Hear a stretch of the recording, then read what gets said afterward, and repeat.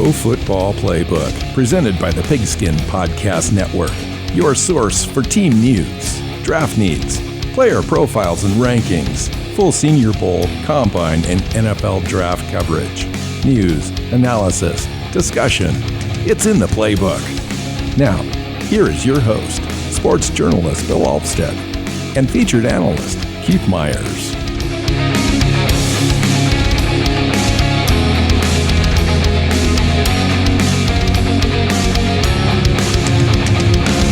Hey, NFL fans, welcome to the Pro Football Playbook podcast show. I'm sitting down with the founder and creative force behind the NFL mock draft database website, Denny. Welcome into the show.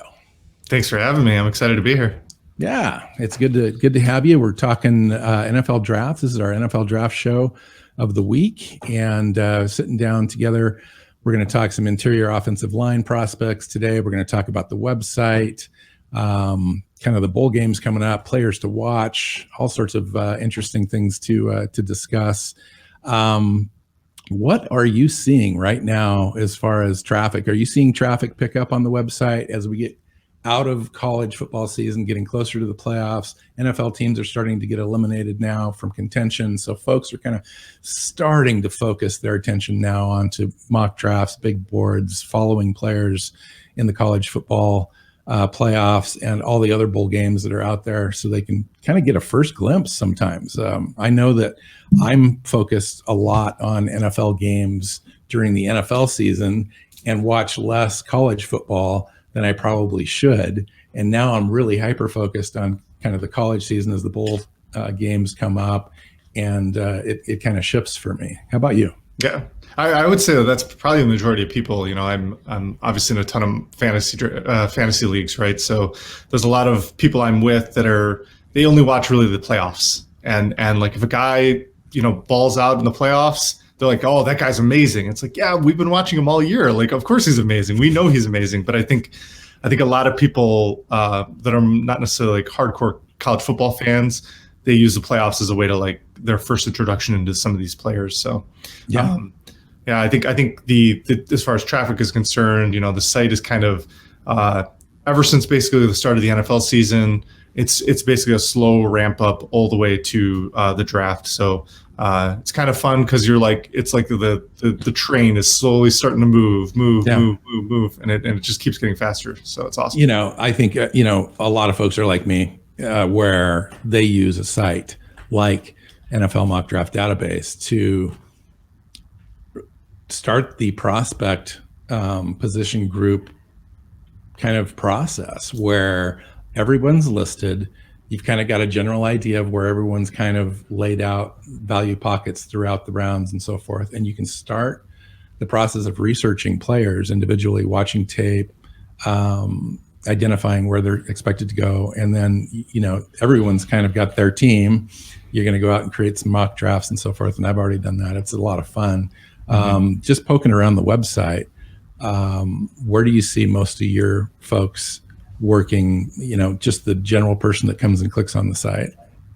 Yeah, so there's kind of like two users, basically. There's the user that basically just uses a simulator, creates their own mock draft, and uses that as a way to kind of gauge what teams, what they need, where players are going to fall in the draft. It's always just fun to just kind of mess around with that kind of stuff. And then we have more of the daily user, which they kind of come to the site. They see all the mock drafts that get updated daily, you know, see the trends, kind of see like, oh, this person got shown up in a mock draft that is kind of came out of nowhere. What? And then, you know, now you can kind of be like, oh, why is that? Click on the mock drafts link, get some more information, read about what that writer was talking about. It's a lot of fun. You know, there's the thing about my site too is, you know, I was very big on the ranking, you know, having player rankings, right? Because if you just follow Twitter or you just follow articles, you're going to follow basically the trends. And there's a lot of times where you kind of have to sift through that stuff, because if you were following the trends, you know, there was a moment where everyone was talking about Carson Strong, quarterback from Nevada, right? So if you were following that, you would think Carson Strong was the number one quarterback. Obviously, everyone's talking about him, right? And so what my site kind of does is it kind of stabilizes the situation and lets you know, yeah, he's trending up, but he's still QB5, QB6. You know, it's let's not get crazy and just immediately throw him to QB1. Like if that's how it all shakes out, awesome. But it kind of what I love about the consensus big board that you've got, because it really does accumulate and aggregate everyone's big boards and kind of gets them early in the process of where they're basically going to be. I mean, give or take. Obviously, you've got some fallers and risers. And as we go through the bowl games, you get to the combine, the Senior Bowl, all the testing. That's when really the next big movement starts to happen. And what did you see last year? This time last year compared to, say, right after the combine, just the level of movement that you saw in players overall? I don't believe that Zach Wilson was quite QB2 at this point. I think Justin Fields was pretty much QB2 still at this time.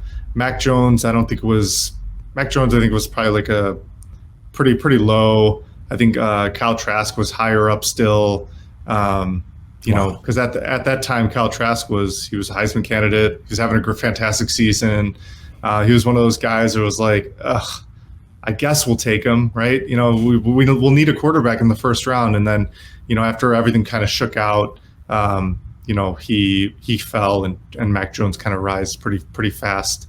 I think a lot of the traction with Mac Jones came when the rumors of the Niners taking him at 3 kind of came out, and it was like, whoa, okay. So then you saw the trend with the mock drafts where they started to follow the hype, and they're like, oh, I guess he's going to go 3, even though like they didn't feel as writers that he should go 3. They followed that trend. And because of that, you know, the player's ranking ended up going higher. But ultimately, I think I had him ranked like 14th, and he went 12th, I think, in the draft. So it was pretty close, the consensus ranking. Yeah, interesting. So this week earlier, Keith and I put out a show on interior offensive linemen coming up for the draft, and I kind of wanted to talk about those guys just a little bit with you. Guys like Kenyon Green out of Texas A&M, who seems to be kind of a consensus best guard in the draft. And then there's, you know, the best center, I think, is who am I thinking of? Linderbaum from Iowa. Yeah. And so I was just wondering what you're seeing on your website as far as interior offensive linemen in general. Value-wise, are we taking a look at a class that's fairly deep, a lot of high-end, top-end talent, or spread out in the first 3 or 4 rounds pretty evenly? Yeah, I think it's pretty spread out, surprisingly. I think that the rankings kind of make it feel like it's pretty top-heavy, with Linderbaum and Green both being like pretty almost top 10 guys. And it very well could turn out to be that way. Kenyon Green was kind of like the top guy for a long time, but Linderbaum's kind of taken over that top interior offensive, which is amazing for a center. Yeah. So that's been cool. And then the tier 2 guys are Zion Johnson, the lineman from Boston College, and then Thayer Munford from Ohio State. So those are like the next 2 guys up. You know, there's obviously more. The tier 3 are like Salyer from Georgia, Alec Lindstrom from Boston College, and Ed Ingram from LSU. But I think the guy that kind of is going to probably rise up, mainly because he's probably no one's ever heard of this guy, is Cole Strange. Interesting. Coming from Chattanooga, he's going to be in the Senior Bowl. So I think he has a good chance to kind of make a name for himself in the Senior Bowl and potentially rise up into that, you know, 3rd round, 2nd round discussion. I could definitely see that happening. I had a guy, Ricky Stromberg out of Arkansas, kind of in that category, where I thought that he might be a riser as far as a center is concerned. I think the demand is going for centers is going to outpace the availability, and so I think a guy like Ricky Stromberg maybe rises up and like a round maybe earlier than he might normally go. But I see this class as being pretty decent through, you know, 4 rounds or so, and then it gets pretty thin after that. It seems like But we'll wait and see. There's just a ton of players coming up in these bowl games that are coming up for college football, which is amazing. And when you just take a look at just the college football championship series, where you've got the Cotton Bowl and the Orange Bowl, and you're going to feature Georgia, Alabama, Cincinnati, Michigan in those games. There's just a ton of players, not just in the interior line positions, but Georgia and Alabama's rosters could darn near fill out an NFL football team. It's crazy. Yep. Yeah, the defensive lineman group, like, it's got I think 3 Georgia guys in like the top 60, which is crazy. They're a very strong defensive team. Yeah. And then Alabama's Alabama. They always have a ton of prospects. So yeah, no, that Georgia defense is no joke. I mean, it's a fun defense to watch. Now I can't remember the matchups. Was it Georgia and Cincinnati and Michigan and Alabama? I think in the Cotton Bowl, something like that. I can't remember. Sorry, I had that originally, and I totally lost it. But those are going to be great. I just don't see how a team's going to get past Georgia. But it's hard for me because I love defense. Now that you say that, I think it's Georgia and Alabama are definitely not playing each other in the first round because that was the whole joke. It was like, that they're setting them up to play each other again in the final.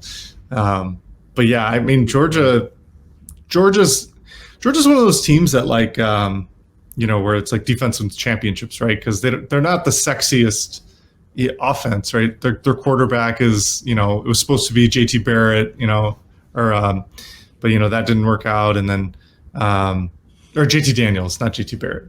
Got Ohio State on the brain, I guess.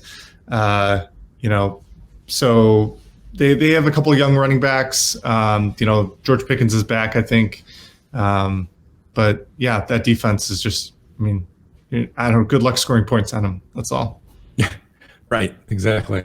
So, I mean, if Alabama and Georgia do end up in a rematch, that will be a classic game. But I could see Alabama winning that.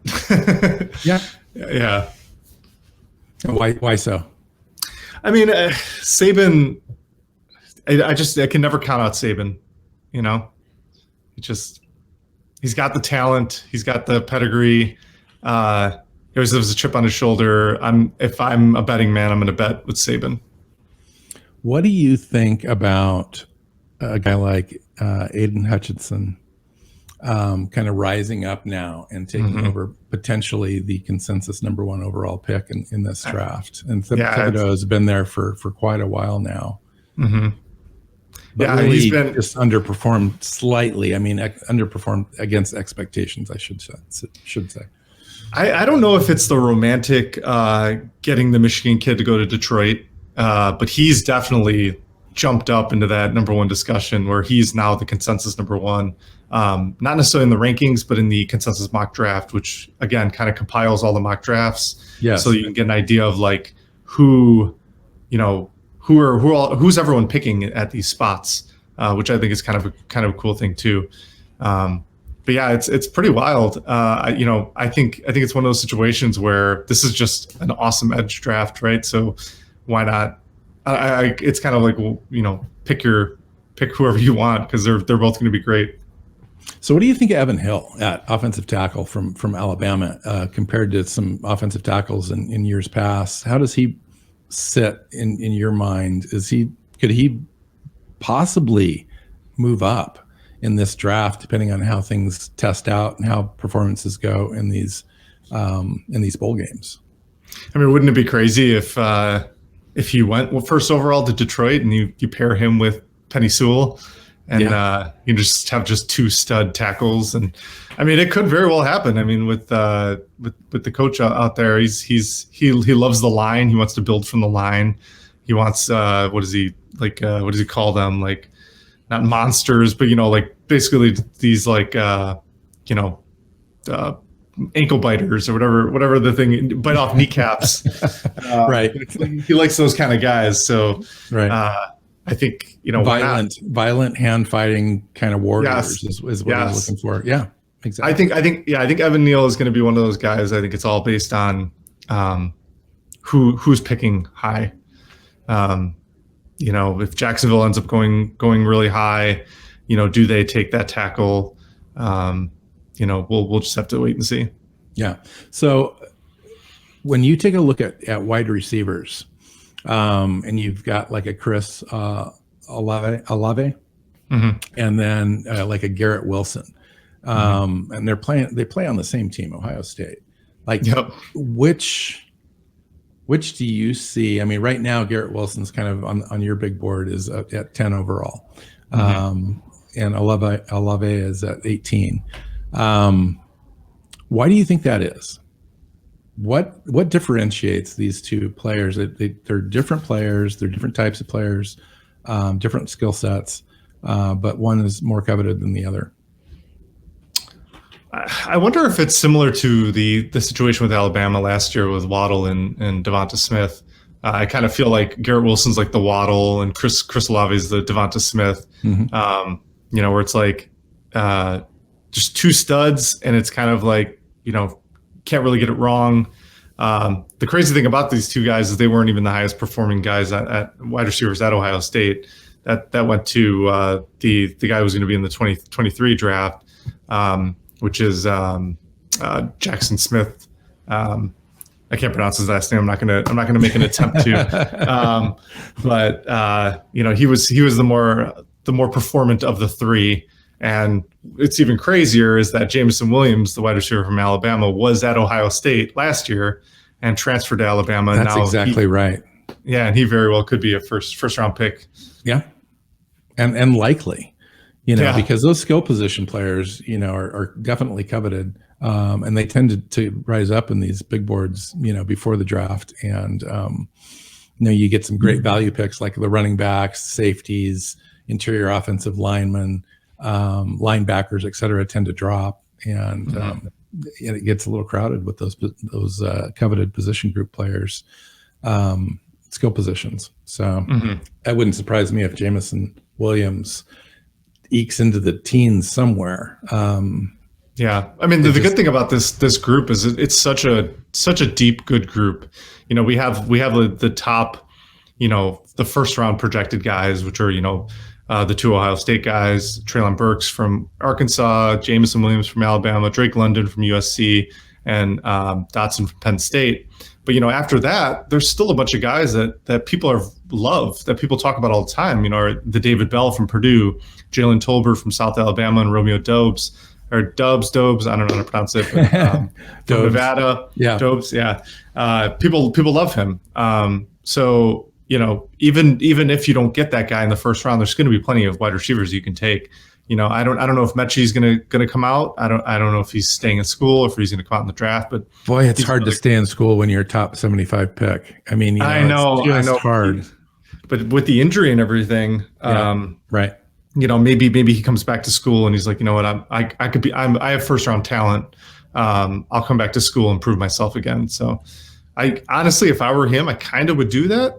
Because like I said, he was kind of one of these first round projected guys, especially to start the season. He did start to trail off. Jameson Williams started to kind of take over, but the injury kind of hit the nail, put the nail in the coffin for him.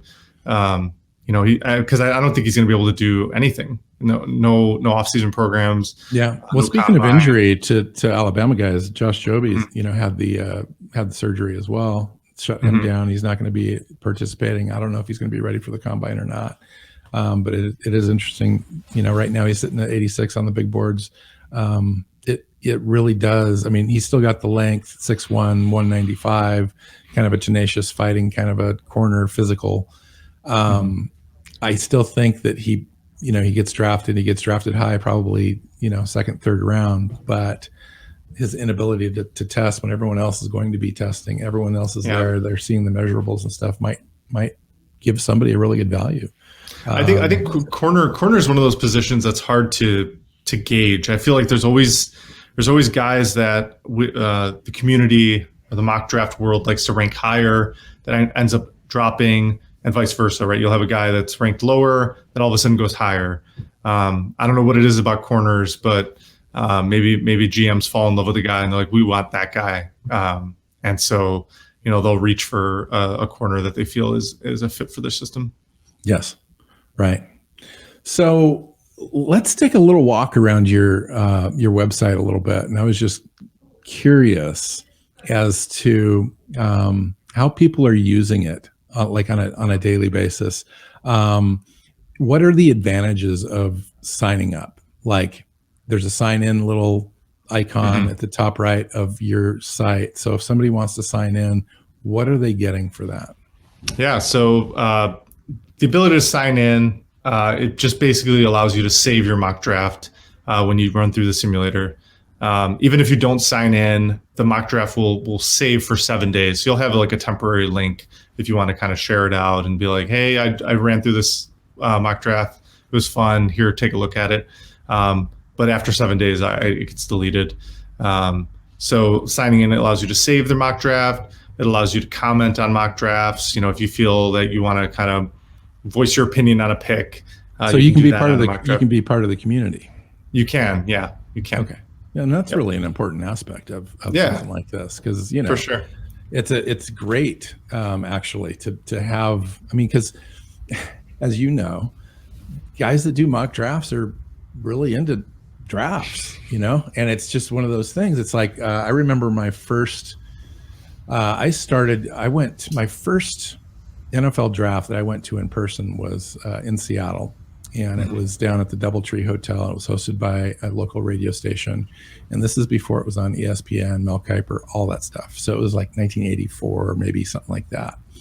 And I was just out of high school when I went to my first live in-person draft, and they flew in. I can't remember if it was like, who was the cornerback? Sean Springs maybe was the guy they brought in. And I just was hooked. Like, I just couldn't believe that there was this whole world out there where I could be the GM and I could figure it out and track players. And so I kind of started at that point. My dad and I developed this like even extra beyond football relationship based on researching players, bringing all of our notes together, figuring out which teams, have needs and where these guys could go. And we just kind of started playing with that early on. And so there is a large community of people that really kind of get into that and get really passionate about selecting players for their teams, thinking that they can do it better, all that kind of stuff. And to have the ability to share that out on Twitter or Facebook or other platforms is pretty amazing. And it's just fun. Yeah, I mean, it's a fun way to just kind of educate yourself too, because I don't know how many times Absolutely. You'll see as a fan, right? Your team drafted this guy, and what's the first thing you do? You're like, I don't know who this guy is. So you go online. You're like, look him up. Like, well, who is he? And so it's fun when you're like, no, he's good. Trust me. Like, he's ranked high, or you truly are like, wow, that was a really bad pick. Like, what were you thinking? Yes. In recent times, the Raiders have been pretty bad about their picks. I think Alex Leatherwood is a fine player, but he was drafted way too high. The corner that they just got rid of too, he was drafted really, really high. The name is escaping me right now. I think it might have been in that same draft class. Just reaching for these players that are just, fit your mold.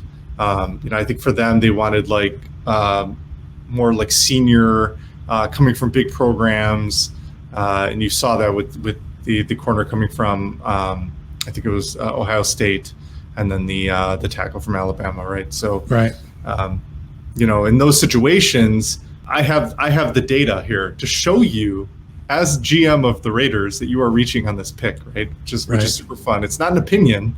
It's not my. So you're talking about Shaun Wade? Not Shaun Wade. It's the here. I'll look it up real quick. It's Damon Arnett. Oh, okay. Yeah, I think Damon Arnett went in the first round, right? He was ranked 53rd on my site, and he went 19th. So it's like, whoa, that's quite a reach. Yes. And then the good thing is, like we said, like, my rankings are not my rankings; they're everyone's rankings. Right? It's not like it's me personally creating these rankings. I'm literally taking every ranking and combining them into a single source. Right. So, And which makes it invaluable, I think, as a fan to be able to use your site. Right. And if you go to a player's page and let's say I rank him 53rd, right? And you're like, what, 53rd? No way. And I give you all the mock drafts and all the big boards and what they ranked them. And so you can kind of get an idea like, oh, okay. Yeah, I guess maybe he is 53rd. It's realistic. It's at least it's realistic for the known data that everyone has at the time. Mm-hmm. Exactly. And those change with perceptions after the bowls, and then after the Senior Bowl, and after the combine. Numbers start to come out, and things do shift around a little bit. You see the more athletic guys that can jump out of the gym, guys with the high, top end 40 times just tend to rise. They just naturally do. It's just the nature of the beast. Right. You want athletic, strong, physically gifted people in your program, and the guys that are plotting and their bodies don't look right or whatever it is, they just tend to fall. It just happens. I mean, that is one of the things that I noticed. Like I had mentioned that I'm always trying to make my rankings as accurate as possible, right? And every day I'm tweaking the algorithm to try to make those rankings perfect, right? The ultimate goal is to be perfect. So that way, if you go to my site and I say that player is a 3rd round pick, he's going to be a 3rd round pick, right? That's the ultimate goal. And so one of the things recently, I was like, you know what? Like a lot of my inaccuracy is coming from like the lower, like 7th round guys, right? And so I'm like, well, they're not showing up in any mock drafts, not showing up in any big boards, no mock drafts, yet they go in the 7th round, they go in the 6th round. I'm like, what? I'm like, if I have no data, how am I supposed to rank them? And so one of the things that I added recently was the idea of like, okay, did they go to the Senior Bowl? Did they go to the combine? If they did, that's still data that I have. So now I can add to those rankings, be like, okay, we'll give them a little bonus, give them a little boost if they went to those things. And because of that, my rankings have gotten a little more accurate. Interesting. Yeah, because those guys end up being priority free agents, and everyone wants to get their guy, at least one guy in the 7th round that they normally would maybe wait for to see if they could pick up after the draft. And yeah, awesome. So is there anything else that you want to touch upon in today's show? We'll wrap it up. And I want to remind everybody too, we're going to try to make this kind of a regular gig and have you come on. We can talk about all sorts of stuff. It's kind of a loose end show, and highlight some of the things that are going on the website as we move closer out into the new year, as we ramp up towards the combine and then ramp up towards the draft. It's going to get really busy. We'll have some interviews, some guests will come in. Maybe we can get a couple of college prospects to come in and talk to us a little bit, and just kind of make it real interesting for people. Yeah, I think it would be super fun to have an idea of like bring on a guy that feels like their ranking is too low on the site, and it's like, okay, tell the people why you should be a higher rank. So the guy last year, now for the life of me, I just lost his name, but the guy with the crop top and the tummy out. Offensive lineman. Quinn Miners. My goodness, man, now that would be an awesome interview. Because that guy shows up at the combine, it's a COVID year, so everyone's just it's all weird anyway. He shows up, makes a name for himself, rises up the boards, ends up going in the top of the 3rd round, I think. So he's a funny case because I think he got so hyped up because everyone loved him that I think he ended up ranking way higher than what he should have been ranked. So he was ranked 65th on my site, and he went 98th. Yes, so, right. So he went based on his film ultimately, because GMs are smart and they know what they're doing. And all of us fans are like, we need that guy. That's the guy. He's awesome. Look at him. Exactly. His belly's out. Exactly. Right. It's 90s college football all over again. Let's do it. It was just hilarious. I mean, that guy was galvanizing. That was fun. So, but a guy like that on the show would be just fun to interview and find out what he's all about. I had mentioned Cole Strange earlier, and so he's kind of like this year's Quinn Miners, I think. This guy kind of comes out of nowhere. No one, unless you're like a really, deep scout, you probably never heard of Cole Strange from Chattanooga, right? So I think, basically I just familiarized myself with him just this week. Exactly. Yeah. So, Quinn Miners was another one, Wisconsin Whitewater. It's like, who is this guy? He shows up in the Senior Bowl, and, props to Jim Nagy for the Senior Bowl. I mean, he gets some of these guys that, you've never heard of before. And they do a at the same time, fantastic job. Yeah. And he gets he gets top guys too. It's not just like he's grabbing he's an amazing recruiter. In fact, yeah. I don't know how long he's going to last. I think that a pro NFL team is going to try to pick him off a little bit and possibly into a GM role or an assistant GM or something, because he definitely has the ability. Yeah, this QB class is awesome for the Senior Bowl too. It's basically all the top guys other than Matt Corral right now. Yes, right. And they just got somebody else too. The guy from Strong. They just got Strong today, didn't they? It was either today or yesterday, one of the two. Yeah. So I mean, he's getting everybody, and it'd be really awesome to have Jim on this show. I've been trying to get a hold of him actually for about a year, and I haven't not yet been successful. So if you've got any insights, you got to let them go. You got to give them to me so we can get these guys on. You might have to send him a Reese's peanut butter cup and like in the mail, like, Jim. Exactly. All right. So let's wrap this thing up. Tell everybody where the website is, where they can find you, how they can communicate, all that good stuff. Yeah, so the site is NFLmockdraftdatabase.com. I know it's a mouthful. Sorry. You can find me on Twitter at NFLmockdraftDB. You can message me if you have any questions, if you have any, comments about the site. If you feel like something's terrible, let me know. I'll fix it. If there's something missing on the site that you really wish was there, I'm all ears. I'm more than happy to kind of talk about it and see if that's something we can add. I have a request. Okay, what is it? So one thing that I always want when I go to the website and use it and I'm clicking around is I'd love to have a little bit more data on individual players. So height, weight, speed, all that kind of, especially after the combine, if there was a little section on each player where we could add a little bit of the physical attributes, all that kind of stuff. But I get it. It's just a ton of information to track and so forth. But even providing a link would be great. So the good thing is that once the combine does happen, that data will be there. So the reason I don't put it up there is because there's too many players for me to do that manually, and so this is not a full-time job for me. It's a side gig, and so I kind of wait for a trusted source to come out, and the combine is a trusted source, and then I just kind of pull that data in and use that data on the site. Otherwise, there's no reason I couldn't do it manually. If somebody wanted to actually compile all that data into a spreadsheet for me, awesome. And I'll put it on the site, but I just don't have the time to do that personally. Right. So. Right. Interesting. Well, we'll talk about it because maybe. We'll see. All right. You can follow me at Alvstad NFL on Twitter.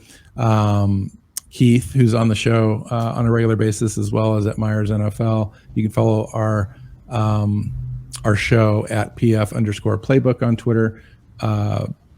Pro Football Playbook.co is our website. You can find us on any podcast platform, and we have our own YouTube channel, so you can subscribe to the YouTube channel as well, and that'll help you get we're doing 2 or 3 shows a week, and we'll continue to do so all year round, but ramping up towards the draft is the big thing. So we're going to be here for you multiple times a week. And Denny, we look forward to having you here on a regular basis. That's going to be awesome. I can't wait. It's going to be awesome. Yeah. So until next time, we'll see you guys.